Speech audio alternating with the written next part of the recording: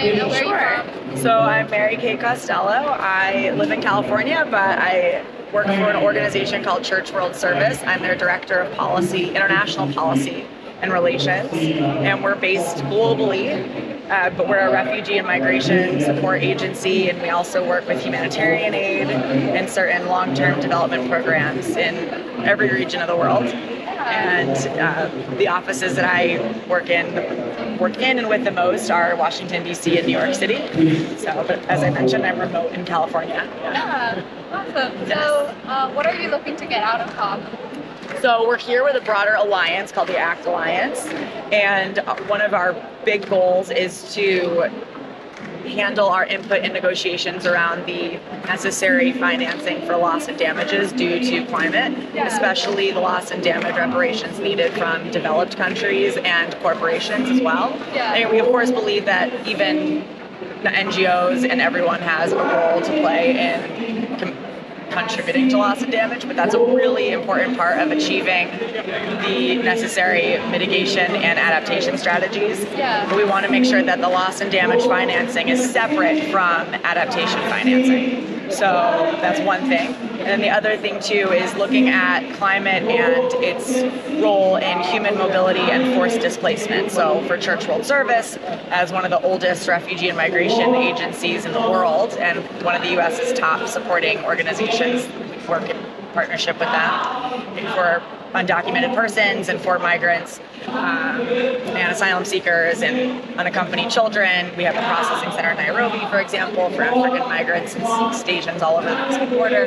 One of our big things is we've seen a huge historical increase in people who are displaced, forcibly displaced. And a lot of times it's due, of course, to persecution and unrest, but it often can also be tied back to climate-related issues. Sometimes climate-related issues are what's causing a lot of the unrest, and sometimes it's climate that's causing problems with local livelihoods and poverty and worsening issues of hunger, and people are not always able to adapt, and they have to leave their home. People have a right to stay as much as they have a right to move, right?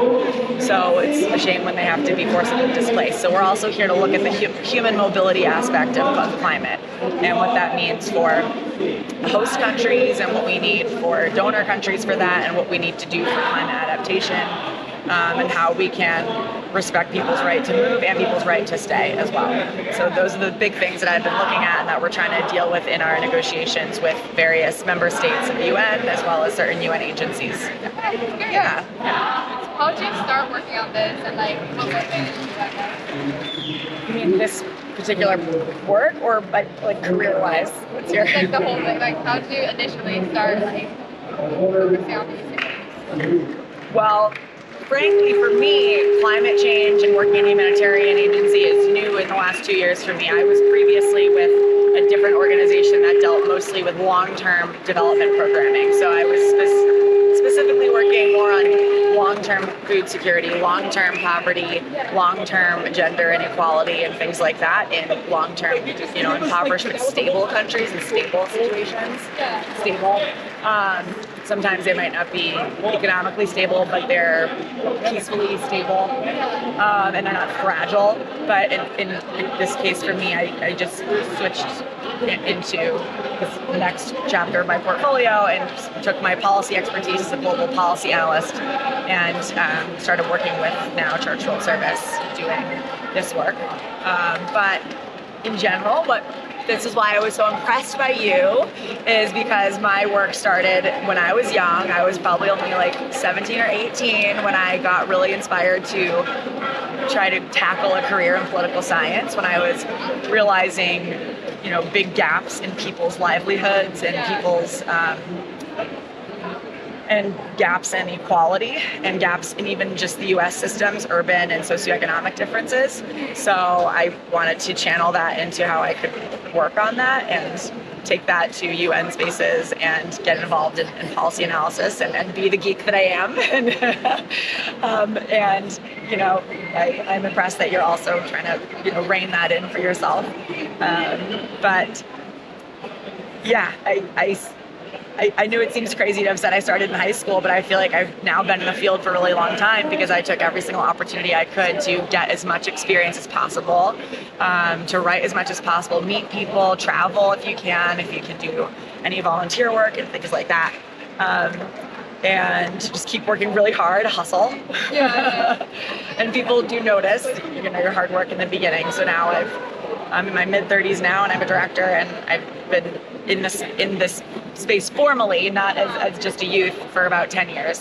So yes, and I do love it, and it's humbling when you get access to international spaces like COP or other UN forums and commissions, because there's about 8 billion people on the planet, and you get to be there representing, the vulnerable and the voiceless, or the forgotten people, and also to try to figure out how you can negotiate countries' relations, countries' policies, countries' financial commitments, countries' programs, and how they'll use financial commitments.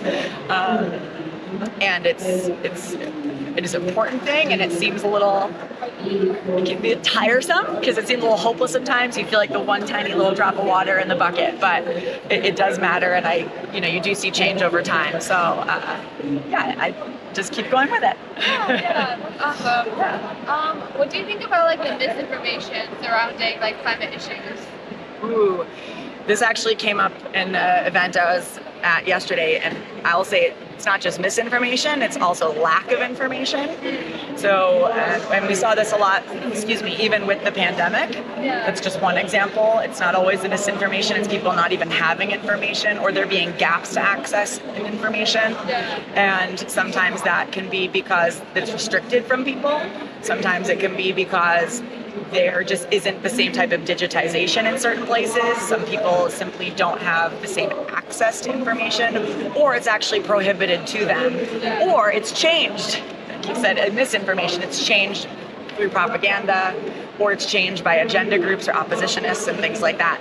And I think that can be harmful for collective action, and it can be harmful for actually making sustainable change. So misinformation is definitely a problem. But I think what makes the conversation about misinformation challenging is that people believe what they want to believe sometimes, or they believe who they think they should believe. So you might know something's untrue, but the person you're talking to might be completely certain that what they know is the fact as well. And it's how do you not necessarily change their mind, but figure out how to navigate believing something different or not being on the same plane as them, and then still get to a similar goal, or be able to collaborate and take action, and use facts and science to get to the real answers, and using evidence-based research and evidence-based methodologies to get to the real information. And I think the other thing for misinformation that's helpful to try to curb it or get correct information is to, as often as possible and as safely as possible in some contexts, and I mean for the locals themselves being able to express themselves safely, get the information from the people experiencing something themselves instead of hearing it secondhand. If you want to learn something about what's happening in a certain context, try to get as close to the ground as you can. Even if you can't get there, you can go through someone else who's there. But learning from someone, as long as it doesn't jeopardize their safety, to share their real story, because that can be a very real thing. Try to get as close to the situation as possible to get the real information. And that would be my best advice on trying to battle the misinformation issue that's very real. I think that's a good idea. Last question, how has your COP experience been so far, and what are you looking forward to the most the next few days? Sure. So this is my first COP, but it's not my first UN conference or commission. So for me, I really appreciated that COP is different from other UN commissions and forums and conferences because there's a lot more of a very real and human element to it, because it is so inclusive of a broader amount of people, and it's not in like a UN headquarters or something like that. It has more of a interactive, fun space to it, and the magnitude alone is incredible. There's a breadth of things to learn about and reports to catch up on and information to be shared. And that's interesting because that's happening at the same time as the most heads of state are coming to the same place. So for something to feel very organic and human and diverse while you have the most elite people in the world in the same rooms, that's actually very, very, very unique. So I appreciate that about it. There's a lot of very ordinary citizens here who are doing very good work and looking for their chance at negotiating a very crucial issue. So I love that, and that's what I'm learning is one of my favorite aspects so far. It's my day 2.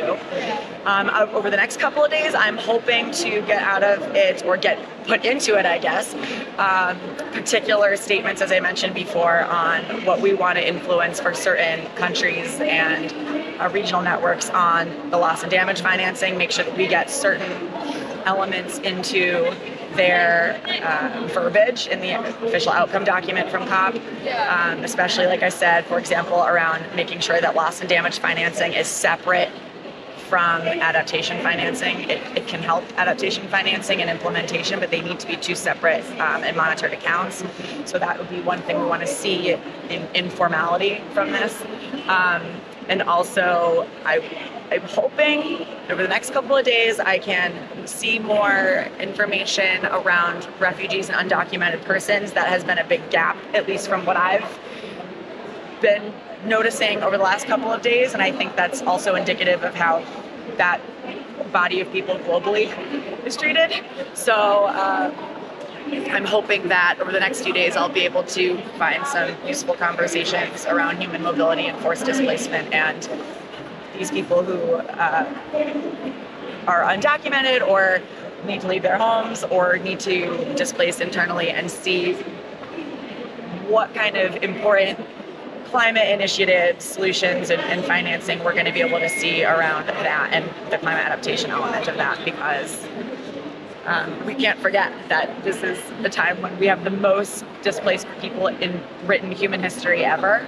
So to have that gap is a huge problem, especially at a time when countries are struggling to catch up with their climate change, and a lot of them are struggling to keep up with their climate change repercussions while also hosting a lot of refugees that really need to be there. And that's a lot for a country to take in when we're facing severe shocks and food insecurity and scarcity. So I'm hoping that more people start to address this over the next few days, because it cannot be an ignored issue in the climate conversation. Yeah. Thank you. Sure. So much. You're welcome, Annie. I'm happy to share my